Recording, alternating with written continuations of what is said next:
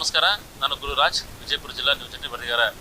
ವಿಜಯಪುರ ಮಹಾನಗರ ಪಾಲಿಕೆ ವ್ಯಾಪ್ತಿಯಲ್ಲಿ ಸಾರ್ವಜನಿಕರಿಗೆ ಅನುಕೂಲ ಆಗಲಿ, ವ್ಯಾಪಾರಿಗಳಿಗೆ ಅನುಕೂಲ ಆಗಲಿ ಅಂತ ಹೇಳಿ ವಾಣಿಜ್ಯ ಕಟ್ಟಡಗಳನ್ನು ಕಟ್ಟಲಾಗ್ತಿದೆ. ಆದರೆ ಅದನ್ನು ಉದ್ಘಾಟನೆ ಮಾಡದೆ ಹಾಗೆ ಬಿಟ್ಟಿರೋದ್ರಿಂದಾಗಿ ಅದನ್ನು ಯಾರು ನಿಜವಾದ ಫಲಾನುಭವಿ ಕೊಡಬೇಕಾಗಿತ್ತು ಅವ್ರಿಗೆ ಕೊಡದೇ ಇರೋದ್ರಿಂದಾಗಿ ಸಮಸ್ಯೆ ಆಗ್ತಿರ್ತಿತ್ತು.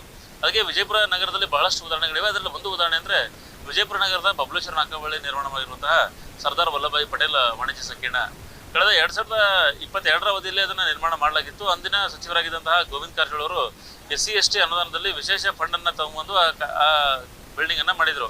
ಆದರೆ ಅದಾದ ಬಳಿಕ ಅದು ಉದ್ಘಾಟನೆ ಮಾಡಬೇಕಾಗಿತ್ತು. ಆದರೆ ಕಾನೂನು ಹೋರಾಟ ನಡೀತು. ಯಾಕಂದರೆ ಅಲ್ಲಿ ಯಾರನ್ನ ತೆರವುಗೊಳಿಸಿದ್ದಾರೆ, ಮೂಲ ಯಾರಿದ್ದಾರೆ ಅವರನ್ನೆಲ್ಲ ಕೊಡಬೇಕು ಅಂತ ಈ ರೀತಿ ಬೇರೆ ಬೇರೆ ಕಾನೂನು ಹೋರಾಟಗಳು ನೋಡೋದು. ಕೊನೆಗೆ ಅದು ಈಗ ಅದೆಲ್ಲವೂ ಮುಕ್ತಾಯವಾಗಿ ಕೊನೆಗೆ ಹಸ್ತಾಂತರ ಆಗಬೇಕು ಅಂತಾಗಿದೆ. ಆದರೆ ಇನ್ನೂ ಹಸ್ತಾಂತರ ಮಾಡ್ತಾ ಇಲ್ಲ. ಅದಕ್ಕೆ ಮೂಲ ಕಾರಣ ಅಂದರೆ ಸರ್ಕಾರ ಅದರ ರೇಟನ್ನು ಅತಿ ಹೆಚ್ಚು ಮಾಡಿರೋದು. ಬಬಲೇಶ್ವರ ನಾಲ್ಕು ಆಗಿದೆ ಅಂದರೆ ಅದು ಅಷ್ಟು ವ್ಯಾಪಾರಿ ಏರಿಯಾ ಅಲ್ಲ. ಹಾಗಾಗಿ ಅದರ ಪ್ರಮಾಣ ಕಡಿಮೆ ಮಾಡಬೇಕು, 4ರಿಂದ 5 ಸಾವಿರ ಬಾಡಿಗೆ ಇಡಬೇಕು ಅಂತ ಹೇಳಿ. ಆದರೆ ಇಲ್ಲಿ ಹೇಗಿತ್ತಂದರೆ 9,000 18,000 17,000ವರೆಗೂ ಅದ್ರ ಬಾಡಿಗೆ ರೇಟ್ ಇದ್ದ ಕಾರಣದಿಂದಾಗಿ ಅಲ್ಲಿ ಸಮಸ್ಯೆ ಆಗ್ತಾಯಿತ್ತು. ಹಾಗಾಗಿ ಯಾರೂ ಅದನ್ನು ತೊಗೊಳಕ್ಕೆ ಬರ್ತಾ ಇರಲಿಲ್ಲ.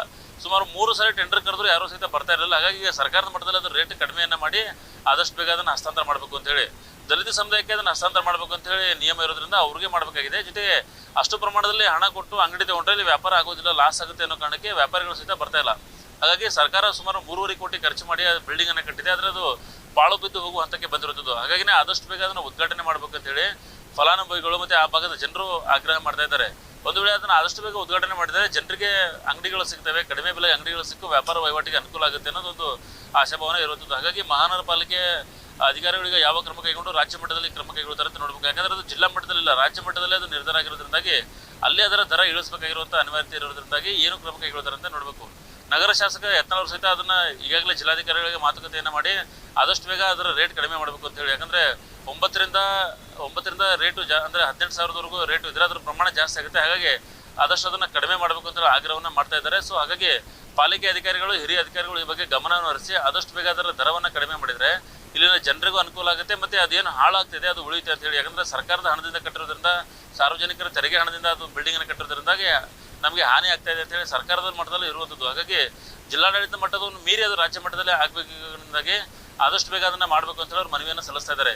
ಹೀಗಾಗಿ ಪಾಲಿಕೆ ಅಧಿಕಾರಿಗಳು ಯಾವ ಕ್ರಮ ಕೈಗೊಳ್ತಾರೆ ಅಂತ ನೋಡಬೇಕು. ಈಗ ಶಾಸಕರು ಅದಕ್ಕೆ ಒತ್ತಡವನ್ನು ಹಾಕಿ ರಾಜ್ಯ ಮಟ್ಟದಲ್ಲಿ ಅದನ್ನು ಕ್ರಮವನ್ನು ಕೈಗೊಂಡು ಆದಷ್ಟು ಬೇಗ ರೇಟ್ ಇಳಿಸ್ತೀನಿ ಅಂತ ಹೇಳಿ. ಯಾಕಂದರೆ ಮುಖ್ಯವಾಗಿ ವಿಜಯಪುರದ ಗಾಂಧಿ ವೃತ್ತ ಬೇರೆ ಬೇರೆ ಸರ್ಕಲ್ ಆಗಿದ್ರೆ ಅಷ್ಟು ರೇಟ್ 9ರಿಂದ 20 ಸಾವಿರ ಕೊಡೋಕ್ಕೂ ಆಗುತ್ತೆ. ಆದರೆ ಬಬಲೇಶ್ವರ ನಾಗ ಅಂತ ಏರಿಯಾಗಳಲ್ಲಿ 20 ಸಾವಿರ ರೇಟನ್ನು ಸುಮಾರು 9ರಿಂದ 18,000ವರೆಗೂ ರೇಟ್ ಫಿಕ್ಸ್ ಮಾಡಿದರೆ ವ್ಯಾಪಾರಿಗಳಲ್ಲಿ ವ್ಯಾಪಾರ ಆಗೋದೇ ಕಷ್ಟ. ಅಂಥದ್ರಲ್ಲಿ ಇಷ್ಟು ದರವನ್ನು ನಿಗದಿ ಮಾಡಿದರೆ ಹೇಗೆ ಅಂತೇಳಿ ಇದೇ ವಿಚಾರವನ್ನು ಅವರು ಸರ್ಕಾರದ ಹಂತದಲ್ಲಿ, ಜಿಲ್ಲಾ ಮಟ್ಟದ ಹಂತದಲ್ಲಿ ಪ್ರಶ್ನೆಯನ್ನು ಮಾಡ್ತಾ ಇದ್ದಾರೆ. ಹಾಗಾಗಿ ಈ ವಿಚಾರದಲ್ಲಿ ಆದಷ್ಟು ಕ್ರಮವನ್ನು ಕೈಗೊಂಡು ಬಹುತೇಕ ಏನೋ ಅಲ್ಲಿ ಸಮಸ್ಯೆ ಆಗ್ತಾಯಿದೆ ಅಂದರೆ ಕಟ್ಟಡ ಉಳಿಸೋ ಕೆಲಸವನ್ನು ಮಾಡಬೇಕು. ಜೊತೆಗೆ ವ್ಯಾಪಾರಿಗಳಿಗೆ, ಅದರಲ್ಲೂ ವಿಶೇಷವಾಗಿ ದಲಿತ ಸಮುದಾಯಕ್ಕೆ ಅನುಕೂಲ ಆಗೋ ರೀತಿ ಕೆಲಸ ಮಾಡಬೇಕು ಅಂತ ಹೇಳಿ ಇಲ್ಲಿನ ಜನ ಆಗ್ರಹವನ್ನು ಮಾಡ್ತಾ ಇದ್ದಾರೆ.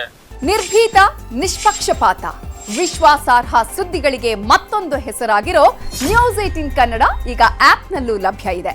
ದಯವಿಟ್ಟು ಇಲ್ಲಿರೋ QR ಕೋಡ್ ಅನ್ನು ಸ್ಕ್ಯಾನ್ ಮಾಡಿಕೊಂಡು ಆಪ್ ಡೌನ್ಲೋಡ್ ಮಾಡೋದಕ್ಕೆ ಮರಿಬೇಡಿ. ನಿಮ್ಮ ಬೆಂಬಲ ಹೀಗೆ ಸದಾ ನಮ್ಮೊಂದಿಗಿರಲಿ. ಧನ್ಯವಾದ.